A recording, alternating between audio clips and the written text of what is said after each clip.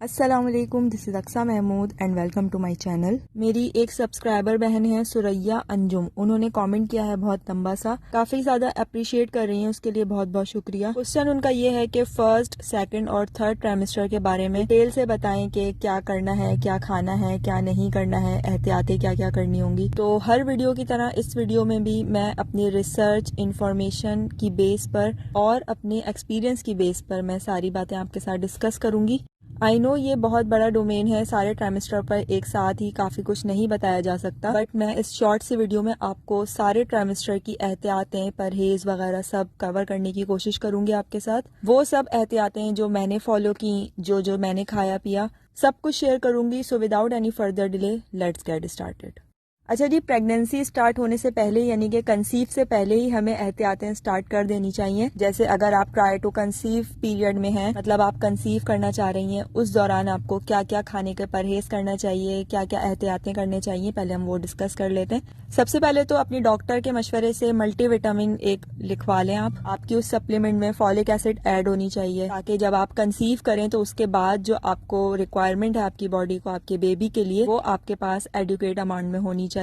इसके अलावा healthy diet आप शुरू से ही अपनाएंगे अपनी, और आई थिंक हेल्दी डाइट हमें सिर्फ प्रेगनेंसी में या उसके स्टार्टिंग में ही नहीं अपनानी चाहिए, बल्कि हेल्दी डाइट लेने की हमें आदत बना लेनी चाहिए। खजूरें खाना आप स्टार्ट कर दें, दूध पीना आप स्टार्ट कर दें, दही खाना आप स्टार्ट कर दें, क्योंकि अक्सर ऐसा होता है कि प्रेगनेंसी जब स्टार्ट हो जाती है तो फिर दूध नहीं पिया जाता काफी सारी खवातीन से। तो जो आपने पहले दूध पिया हुआ है जितना भी, तो वो काम आ जाएगा इस दौरान। खट्टी चीजें, अचार वगैरह आपको नहीं इस्तेमाल करना है प्रेगनेंसी से पहले ही। हाँ, प्रेगनेंसी के बाद बहुत मतली वगैरह होती है तो उसमें खट्टी चीजें जैसे कि लीमू चटा दिया जाता है या आलू बुखारे का सजेशन दी जाती है, लेकिन कोशिश करें जब आप कंसीव करने के मरहले में हो तो उस वक्त आप खट्टी चीजें ना खाएं, तली हुई चीजें ना खाएं, इससे आपको कंसीव करने में आसानी होगी। सीढ़ियों पे बहुत ऊपर नीचे ना करें, आहिस्ता आहिस्ता कदम रखें, बहुत तेज तेज, बहुत उछल कूद वाले काम ना करें, एहतियात से उठें, आहिस्ता से बैठें, अपने पेट को कम से कम हरकत दें। ऐसा भी नहीं है कि आप बिल्कुल स्टैचू हो जाएं, बिल्कुल अकड़ अकड़ के चलें, बिल्कुल भी पेट ना हिले, ऐसा भी नहीं है। ओवरऑल मेरे कहने का मतलब ये है कि जिन खवातीन को कंसीव करने में मुश्किल हो रही है या बार बार उनका मिसकैरेज हो जाता है, अगर वो इस तरह की एहतियातें कर लेती हैं तो उनको बहुत आसानी हो जाएगी कंसीविंग में। क्योंकि समटाइम्स क्या होता है, कंसीव तो आराम से हो जाता है बट वो मिसकैरेज हो जाता है 1-2 हफ्ते के बाद। तो ये सारी जो मैंने प्रिकॉशंस बताई हैं, ये कंसीव से पहले और कंसीव के बाद आपको अपनानी है। अच्छा जी, उमूमन जब हमें कंसीव के बाद पता चलता है अल्ट्रासाउंड में या प्रेगनेंसी टेस्ट जब हम करते हैं, तो तकरीबन 1 से 1.5 महीना गुजर चुका होता है प्रेगनेंसी को, यानी कि आपका जो फर्स्ट ट्राइमेस्टर है उसमें होते ही टोटल 3 महीने हैं, तो प्रेगनेंसी का 1 से 1.5 महीना आपका गुजर चुका होता है जब तक आपको पता चलता है। तो यूं समझ लें कि सेकंड ट्राइमेस्टर तकरीबन तमाम औरतों का ही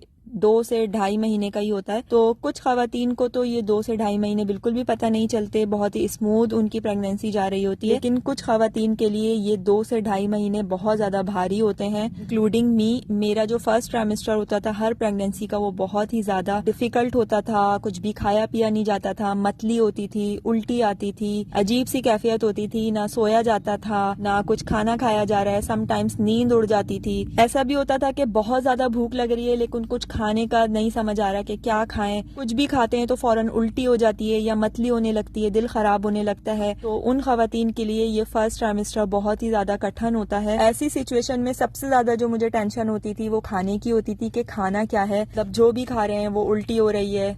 तो इस ट्राइमेस्टर में जो हमने कंसीविंग के वक्त जो भी कुछ खाया पिया होता है वो इस टाइम फिर काम आ जाता है। नहीं तो अगर हम प्रेगनेंसी से पहले भी कोई मल्टीविटामिन नहीं ले रहे होते या अच्छी डाइट नहीं अपनाते तो और ज्यादा फिर कमजोरी हो जाती है। और ये बिल्कुल कॉमन फैक्ट है कि प्रेगनेंसी का जो फर्स्ट ट्राइमेस्टर होता है उसमें कुछ भी खाया पिया नहीं जाता है काफी सारी खवातीन से, और उनका वेट बहुत ज्यादा गिर जाता है, कम हो जाता है। तो इसमें बहुत ज्यादा घबराने वाली या परेशान होने वाली बात नहीं है, ये बिल्कुल नॉर्मल है। बस कोशिश करती रहें, कुछ ना कुछ खाने की कोशिश करें।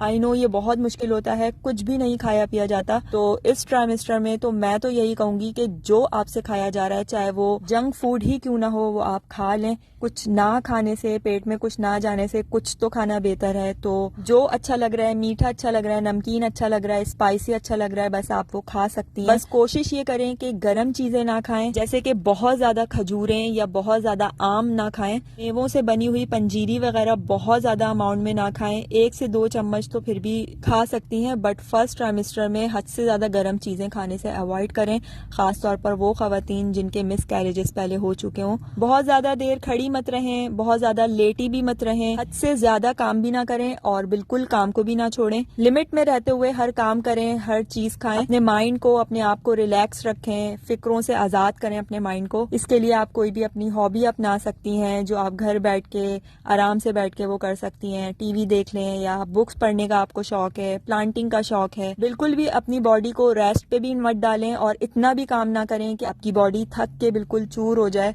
इसके अलावा कोशिश करें कि बहुत ज्यादा ठंडा पानी ना पिएं पूरी प्रेगनेंसी में, क्योंकि क्या होता है कि हमें तो फील नहीं हो रहा होता, हमें तो प्यास लग रही होती है, हम ठंडा पानी पी लेते हैं, लेकिन जो बेबी होता है वो इतनी छोटी सी जान है, बहुत सेंसिटिव है, उसे ठंड लग सकती है। खासतौर पर अगर आप सर्दियों के मौसम में प्रेग्नेंट हैं तो बहुत ज्यादा ख्याल रखें, ठंडे पानी से ना नहाएं, ठंडा पानी मत पिएं, बहुत ज्यादा ठंडे मशरूबात मत पिएं, आइसक्रीम्स मत खाएं ज्यादा। इसके अलावा कोल्ड ड्रिंक्स को तो मैं हमेशा अपनी वीडियो में कहती हूँ कि आपको ना ही प्रेगनेंसी में ना ही नॉर्मल डेज में कभी भी नहीं लेनी चाहिए। अगर बहुत ही दिल करे या आपका चीट डे हो तो आप 1 से 2 घूंट फिर भी पी लें, लेकिन अवॉइड करें प्रेगनेंसी में। अच्छा, जब मैं प्रेग्नेंट थी तो एक बात बड़ी मशहूर हुई थी मेरी आपस में दोस्तों में, जो लेज होते हैं सॉल्ट वाले, उसको खाने से मिसकैरेज हो जाता है। तो मैंने बगैर किसी रिसर्च के और डर के मारे वो खाना छोड़ दिए थे। मेरी फर्स्ट प्रेगनेंसी थी, बट अब मैं वो टाइम याद करती हूँ तो मुझे हंसी आ जाती है। किसी भी सुनी सुनाई बात पर अमल नहीं करें रिसर्च किए बगैर, जाने बगैर। उसने ऐसा कह दिया, ऐसा कर लो, ऐसा खा लो, ये मत खाओ, वो मत खाओ। देखें, आजकल तो डॉक्टर्स बोलते हैं कि आपको सब कुछ खाना है, कुछ भी मना नहीं है प्रेगनेंसी में, बट हाँ, जिसके मिसकैरेजेस होते हों उसको अगर थोड़ी सी एहतियात वो कर ले,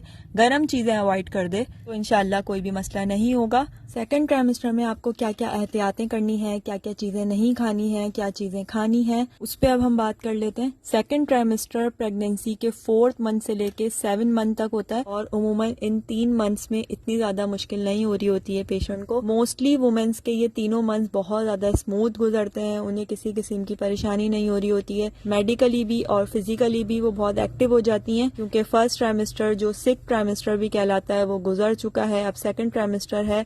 ये सेकंड ट्राइमेस्टर हनीमून ट्राइमेस्टर या हनीमून पीरियड भी कहलाया जाता है, क्योंकि इसमें आपको इंटरनली भी कोई मुश्किल नहीं हो रही होती है। जो भी वॉमिटिंग्स, नोजिया वगैरह होता है वो सब खत्म हो चुका होता है और फिजिकली आपका वेट, आपकी टमी भी इतनी ज्यादा अभी प्रोमिनेंट नहीं हुई होती है, वेट भी आपका भी इतना गेन नहीं हुआ होता है कि आपको चलने फिरने में मुश्किल हो या काम काज में मुश्किल हो या खाने पीने में मुश्किल हो रही हो।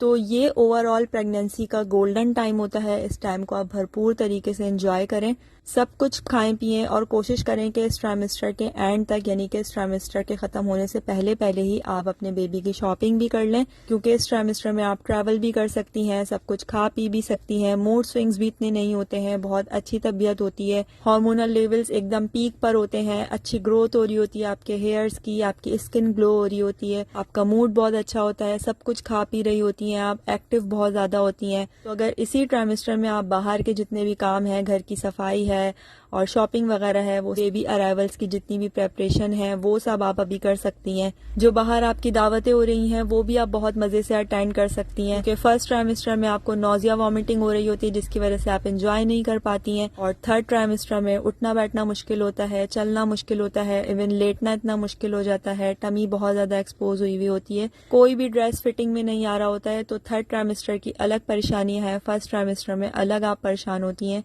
तो इस गोल्डन पीरियड को, इस सेकंड ट्राइमेस्टर को आप एंजॉय करें।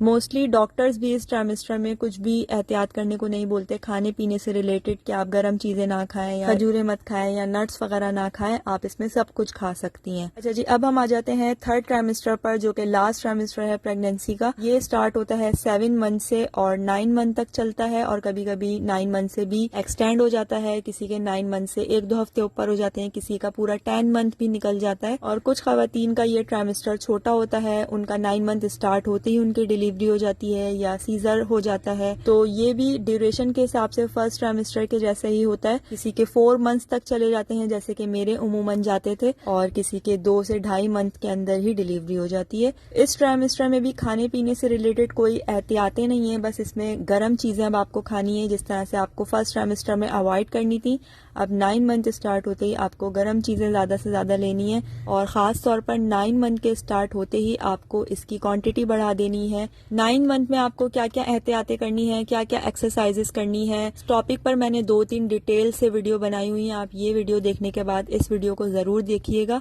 एंड स्क्रीन पर आई बटन पर डिस्क्रिप्शन में सब जगह मैं लिंक लगा दूंगी। इस ट्राइमेस्टर में आप कोशिश करें कि फिजिकली अपने आप को एक्टिव रखें और बाकी जो खाने पीने की मैंने चीजें बताई हैं, एक्सरसाइजेस बताई हैं, वो आप इस वीडियो में देख सकते हैं डिटेल से। इन शॉर्ट में अगर मैं आपको बताऊं, इस लास्ट ट्राइमेस्टर में अपने आप को आपने फिजिकली बहुत ज्यादा एक्टिव रखना है, सब कुछ खाना पीना है, गर्म चीजें खानी है, एक्सरसाइज करनी है, अपने माइंड को, अपने बॉडी को प्रिपेयर करना है फॉर डिलीवरी, डरना बिल्कुल नहीं है। सो इंशाल्लाह आपकी प्रेगनेंसी स्मूथ गुजरेगी, आपकी डिलीवरी बहुत आसान हो जाएगी। डिलीवरी के बाद क्या क्या एहतियातें हैं, क्या क्या परहेज हैं, वो भी बहुत सारे क्वेश्चंस मेरे पास आ रहे हैं। तो अपकमिंग वीडियोस इंशाल्लाह इन्हीं टॉपिक्स पर होंगी। उम्मीद करती हूँ कि वीडियो पसंद आई होगी। Be healthy, be strong.